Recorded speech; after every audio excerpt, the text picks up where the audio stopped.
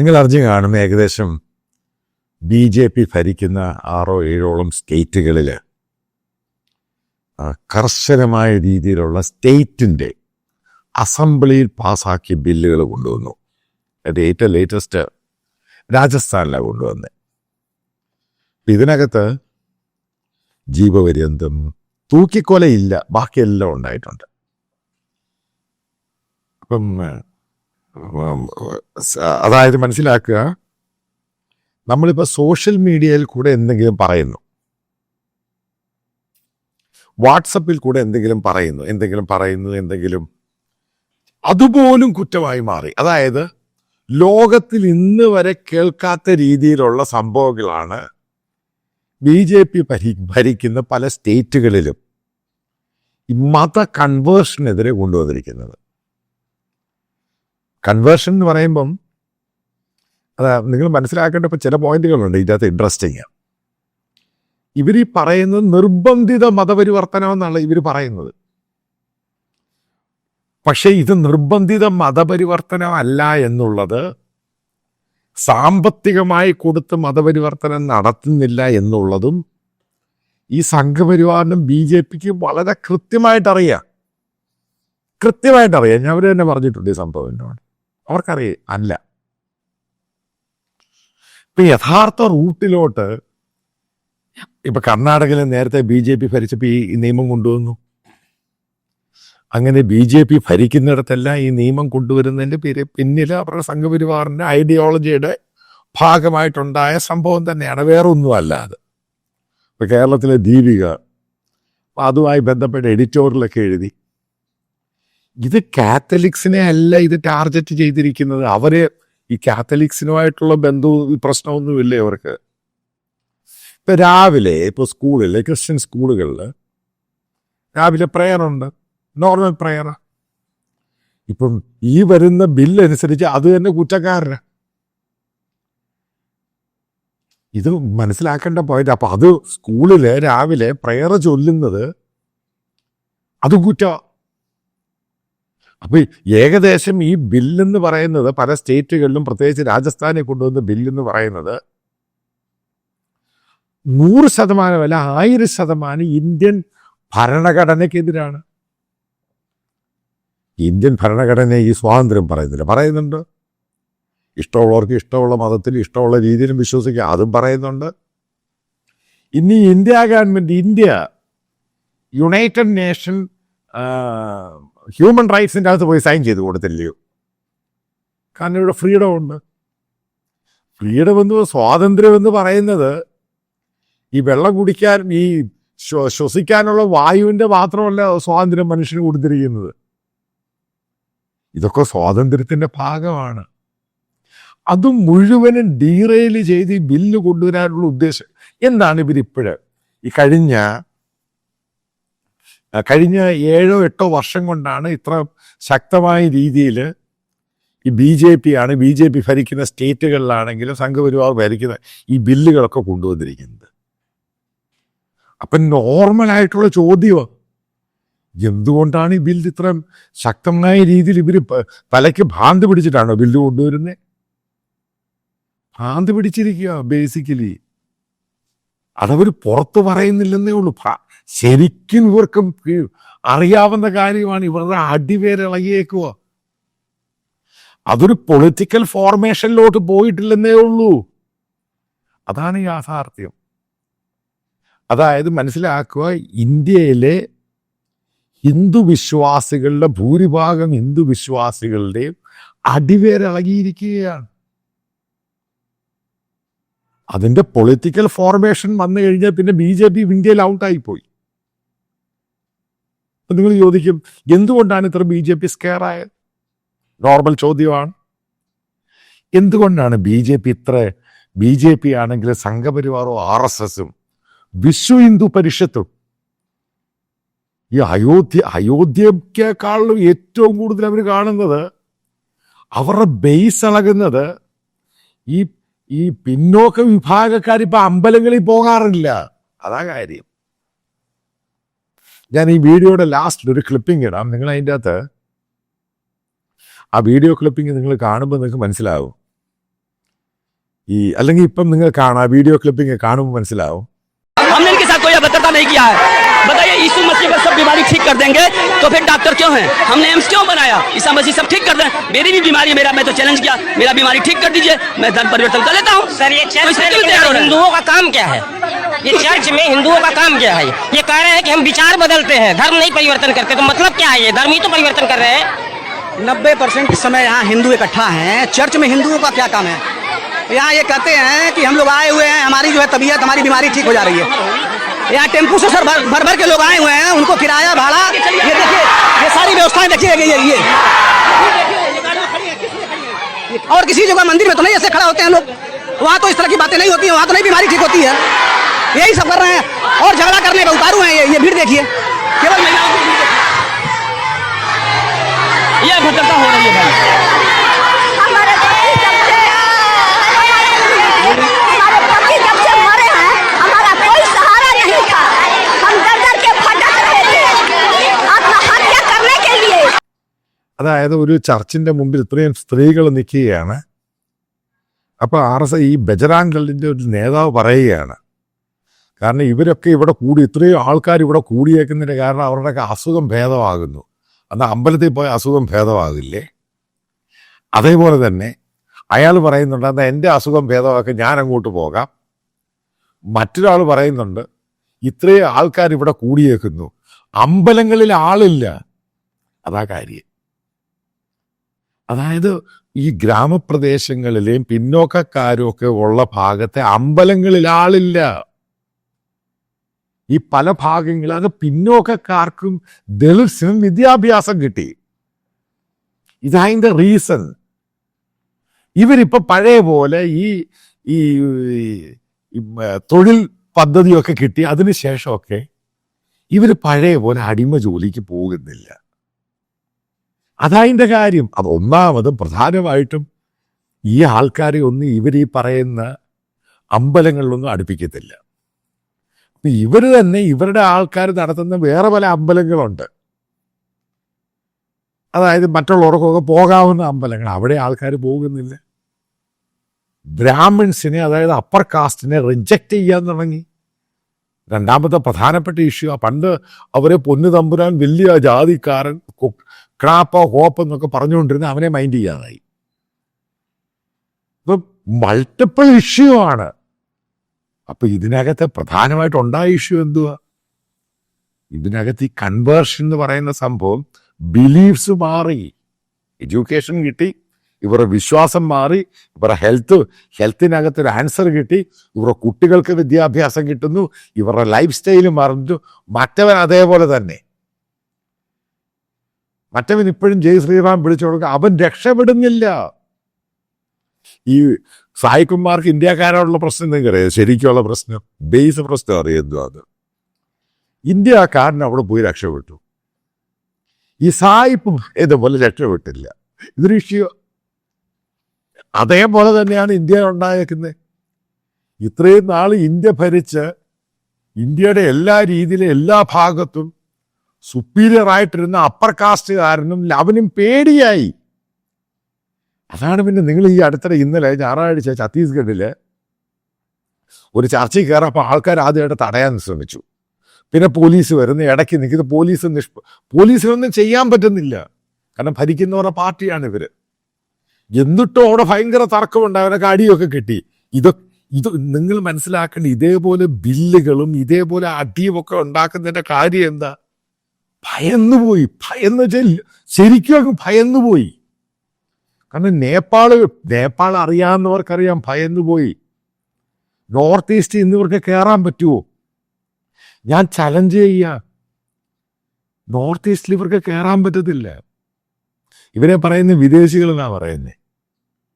എത്രയോ സംഘപരിവാറിന് RSS എന്നോട് പറഞ്ഞു. അതുകൊണ്ട് നോർത്ത് ഈസ്റ്റുകാരനൊക്കെ മണിപ്പൂരിൽ അവിടെ ഒത്തിരി പേരെ, അവർ ഈ ബേസിക്കലി നിങ്ങൾ മനസ്സിലാക്കേണ്ട ക്രിസ്ത്യൻ ഈ കൺവേർഷനൊക്കെ നടന്ന് ഇവർ പൊളിറ്റിക്സിലൊന്നുമില്ല. ബേസിക്കലി അവർ BJPയിലും പോകും, മറ്റുള്ള റീജിയണൽ പാർട്ടിയിലൊക്കെ അങ്ങ് നിൽക്കും. അങ്ങനെയാണ് ഇന്ന് വരെ നോർത്ത് ഇന്ത്യ നിന്നത്. പക്ഷെ ഈ മാറ്റം കൊണ്ടുവരുമ്പോൾ ഇവർ പൊളിറ്റിക്സിലോട്ട് പോകും. ഇവർ പൊളിറ്റിക്കൽ ഫോഴ്സ് ആയി കഴിഞ്ഞു കഴിഞ്ഞാൽ പിക്ചറൊക്കെ മാറി. പിന്നെ ഈ ഹിന്ദു ഭൂരിപക്ഷ രാഷ്ട്രീയം എന്ന് പറയുന്ന സംഭവം ഇവരെ നശിപ്പിക്കും ഇത്. അന്ന് ഇവരൊക്കെ കാരണം ഇന്ത്യയുടെ പല ഭാഗത്തും അർബൻ ഇന്ത്യ, റൂറൽ ഇന്ത്യ ഒക്കെ പറയുന്ന BJPക്ക് വോട്ട് ചെയ്തവരാണ് ദളിത് കമ്മ്യൂണിറ്റിയിലുള്ളവർ. അതുകൊണ്ടാണ് അത്ര സീറ്റുകൾ അവർക്ക് കിട്ടിയത്. അപ്പൊ ഇതിനകത്ത് പല രസകരമായ സംഭവങ്ങൾ ഇതേപോലെ ബില്ലുകൾ കൊണ്ടുവന്ന് ഫോഴ്സ്ഫുള്ളി ഇതിനെ പിടിച്ചെടുത്ത് അകത്തിട്ട് ജയിലിലിടാൻ ശ്രമിക്കുമ്പോൾ പിന്നീടുണ്ടാകുന്ന എന്തുവാ സംഭവം? അതായത് അതിനെതിരെ പ്രതികരിക്കും. അതിവിടെ നല്ല ലോകത്തെല്ലായിടത്തും ഉണ്ടായിട്ടുള്ളതാ. അങ്ങനെ പ്രതികരിക്കുമ്പോൾ ഇന്ത്യയിൽ അൺട്രസ്റ്റ് ഉണ്ടാവും. ഈ പറയുന്ന അപ്പർ കാസ്റ്റുകാരന് പിന്നെ അതേപോലെ പോകാൻ പറ്റും. അതേപോലെ തന്നെ ഇന്ന് ജ്യോതി ശർമ്മയുടെ ഒരു ക്ലിപ്പിങ് കണ്ടു. അവർക്ക് പേടിയായപ്പോഴും അവർ പറഞ്ഞു അവർക്ക് ഇഷ്ടം പോലെ ഭീഷണി കിട്ടുക. പലയിടത്ത് പോകുമ്പോൾ അവരുടെ നേതാക്കളെ ആൾക്കാർ തടഞ്ഞു നിർത്താൻ തുടങ്ങി. ആരാ ഇത് ചൊറിയാൻ പോയത്? ഇന്നലെ പങ്കെടുത്ത ജ്യോതി ശർമ്മ തന്നെ ഇന്നത്തെ പല വീഡിയോ ക്ലിപ്പിങ്സിലും പറയുന്നുണ്ട്. അവരെ ആൾക്കാർ ഭീഷണിപ്പെടുത്തുന്നുണ്ട് ഭയങ്കരമായിട്ട്. പലയിടത്തും പോകുമ്പോൾ കണ്ണൂരിട്ടുന്നുണ്ട്. അവർ സെക്യൂരിറ്റി ആയിട്ട് നടക്കുന്ന ആ സ്ത്രീ, അതിൻ്റെ നേതാക്കൾ പേടിച്ചാ നടക്കുന്നത്. അവർ പറയുന്ന അവരെ തൊട്ട് കഴിഞ്ഞാൽ ഇന്ത്യയിലുള്ള ഹിന്ദുക്കളെല്ലാം ഉണരും. ഇന്ത്യയിൽ ഹിന്ദുക്കൾ എവിടാ? ഈ പറയുന്ന അപ്പർ കാസ്റ്റ് എന്ന് പറയുന്ന ആൾക്കാരല്ലേ ഇപ്പം ഈ പറയുന്നവരൊക്കെ അല്ലേ ഹിന്ദു ബിലീഫ്സിലുള്ളൂ. ബാക്കിയുള്ള റൈറ്റ് വിങ് പൊളിറ്റിക്സിലാണ് ബേസിക്കലി. അവരുടെയൊക്കെ ഈ മാറ്റമെന്ന് പറയുന്നത് നിങ്ങൾ സമ്മതിക്കണം. ഇന്ത്യയിലെ ബാക്ക്വേർഡ് ക്ലാസ് ഞാൻ നേരത്തെ ഒരു വീഡിയോയിൽ പറഞ്ഞു, അതിനകത്തിൻ്റെ 5-6% ഉള്ളൂ ഹിന്ദു ബിലീഫ്സിലുള്ളവരെ. ഇനിയും ബാക്കിയുള്ളവരൊക്കെ ബിലീഫ്സ് ഇത് മാറി. അതുകൊണ്ടാണ് ഞാൻ പറഞ്ഞ അവരെ നിങ്ങൾ അക്സെപ്റ്റ് ചെയ്യുക. ഈ പ്രശ്നമൊക്കെ അങ്ങ് മാറും. അക്സെപ്റ്റ് ചെയ്യാൻ തയ്യാറല്ല. അതിനുവേണ്ടി ഇതേപോലുള്ള ബില്ലുകൾ കൊണ്ടുവരികയാണ്. അതായത് ഗവൺമെന്റ് മസിൽ പവർ ഇതേപോലെ ഗുണ്ടകളെ വെച്ച് എത്ര നാൾ നിങ്ങൾക്ക് ഒതുക്കി നിർത്താൻ സാധിക്കും? എൻ്റെ ചോദ്യമാണ് ഇത് കേൾക്കുന്നവരോട്. എത്ര നാൾ നിങ്ങൾക്ക് ഗവൺമെന്റിന്റെ സ്വാധീനം ഉപയോഗിച്ച് പോലീസിനെയും ഗുണ്ടകളെ ഉപയോഗിച്ച് ഈ പറയുന്ന പിന്നോക്കക്കാരെ തടഞ്ഞു നിർത്താൻ സാധിക്കും? ഞാനൊരു ഉദാഹരണം ചുപ്പ പറയാം. തൃപ്പൂണിത്തറയിൽ അതായത് ഓണവുമായി ബന്ധപ്പെട്ട് അവിടെ ആനയുടെ പുറത്ത് കയറുന്ന ഇഷ്യൂ, അതിനകത്ത് സ്പെസിഫിക് ആയിട്ട് പറഞ്ഞ എന്തോ പൂളിട്ടവരായിരിക്കണം ആനയുടെ പുറത്ത് കയറുന്നത്. അതായത് ബ്രാഹ്മണ കോപം അല്ലെങ്കിൽ ഉണ്ടാകും. ഇതല്ലേ ഇത്രയും നാളും നമ്മളെയൊക്കെ പൊട്ടന്മാരാക്കി വെച്ചിരുന്ന ഈ വൃത്തികെട്ടവന്മാര്. എന്തു കോപ്പായി ബ്രാഹ്മണ കോപം? ഞാനും നീയും മനുഷ്യനാ. അവന്റെ മതത്തിന്റെ കോപമാണ് ഞങ്ങളങ്ങ് സഹിക്കും. ഇതേ ഉള്ളൂ. ഇത് നോർത്ത് ഇന്ത്യയിൽ ദളിറ്റ്സ് പ്രതികരിക്കാൻ തുടങ്ങി. അതിനുവേണ്ടിയാണ് ബില്ലും കില്ലും ഒക്കെ കൊണ്ടുവരുന്നത്. ഇതിനൊന്നും യാതൊരു വിലയും കാണത്തില്ല. എത്രമാത്രം നിങ്ങൾ അടിച്ചമർത്താൻ ശ്രമിക്കുന്നുവോ അത്രമാത്രം തിരിച്ചടിക്കാം. അത് ലോകത്തെല്ലായിടത്തും ഉള്ളത്. നിങ്ങൾ ഫോഴ്സ്ഫുള്ളി എന്ത് കാര്യം ശ്രമിച്ചാലും, നേപ്പാൾ മുമ്പിൽ നിൽക്കുന്നത്, അവിടുത്തെ പോലീസ്, പട്ടാളം, ഏജൻസികൾ മുഴുവനും അതിനെ അടിച്ചമർത്താൻ നോക്കി അതിൻ്റെ 1000 ഇരട്ടി ശക്തിയായിട്ട് തിരിച്ചു വന്നു. എന്നിട്ട് എവിടെ പോയി ഇമാരൊക്കെ? നമ്മുടെ മുമ്പിലുള്ള എക്സാമ്പിൾ അല്ലേ. അതേപോലെ ഈ നേപ്പാളിൻ്റെ അത്രയൊന്നും ശക്തമൊന്നും അല്ല ഇന്ത്യയിലെ മതപരിവർത്തന ബില്ലുകളൊക്കെ. നേപ്പാളിൽ രജിസ്ട്രേഷൻ പോലും പറ്റത്തില്ല. എവിടെങ്കിലും കൂടി പ്രാർത്ഥിച്ചാൽ തന്നെ വലിയ പ്രശ്നവും ഇഷ്യൂ ഒക്കെയാണ് നേപ്പാളിൽ. അവിടെ ഇത് വളർന്നില്ലയോ? അതായത് അറിയപ്പെടുന്ന ഒരു ഹിന്ദു രാജ്യമായ നേപ്പാളിൽ ഇത് വളർന്നില്ലേ? ഇപ്പൊ ഇന്ത്യ ഹിന്ദു രാജ്യമല്ല, ഇന്ത്യ ജനാധിപത്യ രാജ്യമാണ് പൂർണ്ണമായിട്ടും. അപ്പൊ ഇതേപോലെ പലയിടത്ത് വളർന്നില്ലേ? അഫ്ഗാനിസ്ഥാനിൽ ചെയ്യുന്നില്ലേ? അതിനേക്കാളും വലിയ സംഭവമൊന്നുമല്ല ഈ ബജറാങ്കൽ ഈ കുണ്ടോ എന്ന് പറയുന്നതും. അതായത് നിങ്ങൾക്ക് എത്രമാത്രം ഫോഴ്സ്ഫുള്ളായിട്ട് നിങ്ങളുടെ ഏജൻസിയും പോലീസും പട്ടാളത്തെയും വെച്ച് ഒതുക്കാൻ സാധിക്കും? അതിന് പരിമിതികളുണ്ട്, ലിമിറ്റേഷനുണ്ട്. അതായത് ജനങ്ങൾ സംഘടിപ്പിച്ചാൽ നീ ഓടേണ്ടി വരും. അതാണ് ഞാൻ നേരത്തെ ഒരു വീഡിയോ പറയും, ജ്യോതി ശർമ്മയ്ക്കൊക്കെ പേടിയായി, ഇവർക്കൊക്കെ പേടിയായി. അവസാനം അറ്റ കഴിക്കാണ് ഇന്നലെ പോയത്. ഇതേപോലുള്ള അറ്റാക്കുകൾ പലയിടത്തും ഉണ്ടാകും. പക്ഷെ തിരിച്ചു അറ്റാക്ക് പ്രതീക്ഷിച്ചോണം. കാരണം അവൻ പഴയ പോലെ കൈ കെട്ടി നിൽക്കത്തില്ല ഇന്നത്തെ ദളിറ്റ്സ്. ഇവർ അംബേദ്കർ റൈറ്റ്സ് ആണ്. അവർ പഠിച്ചു കഴിഞ്ഞപ്പോൾ അവർക്ക് ബോധം കിട്ടി, അവർക്ക് മനസ്സിലായ അവരുടെ റൈറ്റ് എന്തുവാണ്. ഇവൻ പറയുന്നതല്ല അവരുടെ റൈറ്റ്. കാരണം അവരമ്പലത്തിൽ പോകത്തില്ല എന്ന് തീരുമാനിച്ച് പോകുന്നില്ല, അത്രേ ഉള്ളൂ. അവർക്ക് എവിടെ പോകണം അത് അവരങ്ങ് തീരുമാനിക്കാം. ഇവർ പറഞ്ഞിട്ട് അവർ തീരുമാനിക്കത്തില്ല. എൻ്റെ സ്വാതന്ത്ര്യം, ഞാൻ എവിടെ പോകണം, ഞാൻ വിശ്വസിക്കണം, അത് എൻ്റെ സ്വാതന്ത്ര്യമാണ്, അത് നിങ്ങളുടെ സ്വാതന്ത്ര്യമാണ്. നിങ്ങൾക്ക് ശിവക്ഷേത്രത്തിൽ പോകണോ, ശബരിമലയിൽ പോകണോ, ഗുരുവായൂർ, അത് നിങ്ങളുടെ വിശ്വാസമാണ്. അതിനെ തടയാൻ ആർക്കും കഴിയത്തില്ല. അതല്ല അവിടെ പോകരുത് എന്ന് പറഞ്ഞാൽ ഇഷ്യൂ ആകും. ഇതേപോലെ തന്നെയാണ് എല്ലാവർക്കും. ഈ പാവം പിടിച്ച ദളിറ്റ്സിനും ആദിവാസിക്കും അത് ഇഷ്യൂ ആണ് ഇപ്പോഴ്. അതിൽ പരക്കം കൊണ്ട് ബഹളം വെച്ച് പേടിച്ചോടുകയുമാര്. അതിൻ്റെ പേരിൽ ഗവൺമെന്റിനെ ഒക്കെ സ്വാധീനിച്ച് ഉണ്ടാക്കി വരുന്നതാണ് ഈ ബില്ലുകൾ. ഇതേപോലെയുള്ള തമാശകൾ ഇനിയും കാണാം. ഇനി വേറെ കാര്യം ഞാൻ പറയും, ഇതിൻ്റെ ആഫ്റ്റർ ഇമ്പാക്റ്റ് എന്ന് പറയുന്നത്. ആ ലിങ്ക് ഞാൻ ഇതിൻ്റെ താഴെ ഇടാം. ഞാൻ നേരത്തെ പല വീഡിയോയിലും പറഞ്ഞു, ഇത് ഇന്റർനാഷണൽ ഇഷ്യൂ ആകും. ഇന്ത്യ ഗ്ലോബലായിട്ട് ഐസൊലേറ്റ് ചെയ്യും. നിങ്ങൾക്ക് ഓർമ്മയുണ്ടായിരിക്കും ഞാനിത് പറഞ്ഞു. അതായത് CBN, അതായത് ക്രിസ്ത്യൻ ബ്രോഡ്കാസ്റ്റിംഗ് നെറ്റ്വർക്ക്, അമേരിക്കയിലെ ഏറ്റവും നല്ല അറിയപ്പെടുന്ന അവരുടെ മെയിൻ സ്ട്രീം ചാനലുകളിൽ ഒന്നാണിത്. കാരണം അതൊരു ന്യൂസും പരിപാടി കൂടുതൽ ക്രിസ്ത്യൻ വേർഷൻ. ഇത് ഏറ്റവും കൂടുതൽ കാണുന്നത് അവിടെയുള്ള റിപ്പബ്ലിക്കൻസ് ആയിട്ടുള്ള ആൾക്കാരാണ്, അതായത് ട്രംപിൻ്റെ പാർട്ടിക്കാരുടെയാണ്. അവർ നടത്തുന്ന ചാനലാണ് CBN എന്ന് പറയുന്നത്. അപ്പം ആ ചാനൽ ഇന്ത്യയിൽ ഇതേപോലെയുള്ള ബില്ലുകളും ക്രിസ്ത്യൻസിനെതിരെയുള്ള അറ്റാക്ക് റിപ്പോർട്ട് ചെയ്തു. അത് ഞാൻ പറഞ്ഞു, ഇത് ഇഷ്യൂ ആകും. ഇത് ഗ്ലോബലി ഇന്ത്യ വീണ്ടും നാശത്തിലോട്ടാണ് കൊണ്ടുപോകുന്നത്. കാരണം അവരിതങ്ങ് ഏറ്റെടുക്കും. പിന്നെ ഇത് ട്രംപിൻ്റെ ആൾക്കാരും സംഭവം കാണുന്ന സംഭവം ഇത് ഗ്ലോബൽ ഇഷ്യൂ ഇല്ല. ഇത് മറ്റുള്ള ഇത് ഗ്ലോബലായിട്ട് അങ്ങ് സംഭവം മാറും. ഇത് ഇന്ത്യക്കാർക്കെതിരെ എനിക്ക് ഇന്ത്യൻ പൊളിറ്റീഷ്യനെതിരെ തിരിഞ്ഞാൽ ഒരു പുല്ലുമില്ല. ഇത് ഇന്ത്യക്കാർക്കെതിരെ ഗ്ലോബലായിട്ട് തിരിയാനുള്ള പോസിബിൾ ചാൻസ് ഉണ്ട്. കാരണം ഇതേപോലെ ലെജിസ്ലേഷനും ബില്ലും ഒക്കെ കൊണ്ടുവന്ന് കഴിയുമ്പോൾ ഇതേപോലെയുള്ള ജ്യോതി ശർമ്മമാർ ഇങ്ങനെ തെരുവിൽ കിടന്നിങ്ങനെ താണ്ഡവമാടുമ്പോൾ ഇന്ത്യക്കൊരു ഇമേജ് ഉണ്ട് ഗ്ലോബലായിട്ട്, അതിനെ ബാധിക്കും. പിന്നെ അതിൻ്റെ അത് കൺക്ലൂഡ് ചെയ്യുന്നൊരു പ്രധാനപ്പെട്ട ഒരു പാർട്ട് എന്ന് പറയുന്നത്, ഇതൊന്നും മുസ്ലിംസിനെതിരെ കൊണ്ടുവരുന്ന ബില്ലല്ല. ഇന്ത്യയിലെ സംഘപരിവാറിനും ഇന്ത്യയിലെ മുസ്ലിംസിനെ 1% പോലും പേടിയില്ല.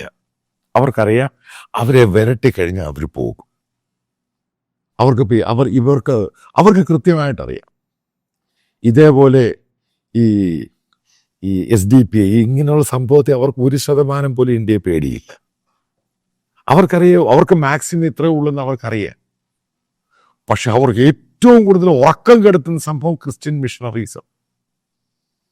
കാരണം അവർക്കറിയാം ഈ സാധനം ആര് പിടിച്ചാലും കിട്ടത്തില്ലെന്നറിയാം. കാരണം ഇവർ നടത്തിയ എല്ലാ പരിപാടികളും ഓരോന്നായിട്ട് പൊളിഞ്ഞു പോയെന്നും അറിയാം.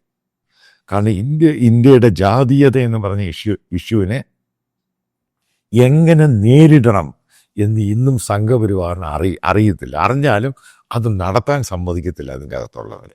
അത് ഉള്ളിടത്തോളം കാലം ഇന്ത്യയിലെ ദളിറ്റ്സും ആദിവാസികളും ഇന്ത്യയിലെ പിന്നോക്കക്കാരും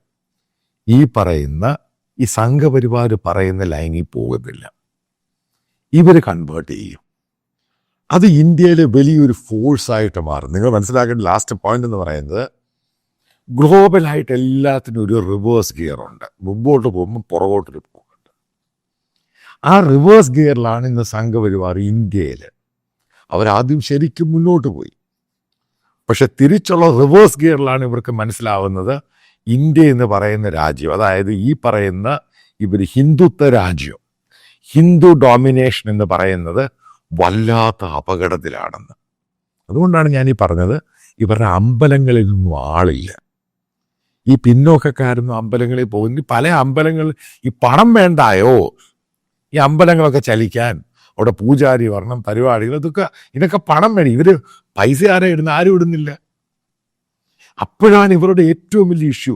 ഇതേപോലെയുള്ള ഹൗസ് ചർച്ചുകൾ ഇത്രയും പേര് കൂടി അത് സക്സസ് ആയിട്ട് നടക്കുന്നു, വിദേശത്ത് പണവും വരുന്നില്ല.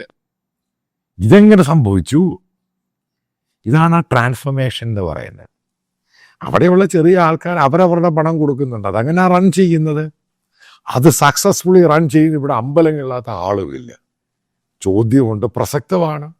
ഇതിനെ എങ്ങനെ നേരിടും? ഇതിൻ്റെ ഭാഗമായി ഉണ്ടാക്കി വരുന്ന ഗിമിക്സ് എന്ന് മാത്രമേ ഉള്ളൂ. ഇത് പൂർണ്ണമായിട്ട് ഇന്ത്യയിലെ പിന്നോക്കക്കാരെ തള്ളിക്കളയും. ഇതൊന്നും ഒരു പ്രശ്നമേ അല്ല ഇപ്പോഴും. അവർക്കറിയാം എങ്ങനെ മുന്നോട്ട് പോകണമെന്ന്. അവർക്ക് ഗൈഡൻസ് ഉണ്ട്, അവർക്ക് പ്ലാറ്റ്ഫോം ഉണ്ട്, അവർക്ക് കമ്മ്യൂണിറ്റി ഉണ്ട്. അത് ഈ പറയുന്ന അപ്പർ കാസ്റ്റിനേക്കാളും സോളിഡായിട്ട് വരാനുള്ള ദിവസങ്ങളിൽ ഇന്ത്യയെ എമേർജ് ചെയ്യും എന്ന് നമുക്ക് നേരിട്ട് കാണാം.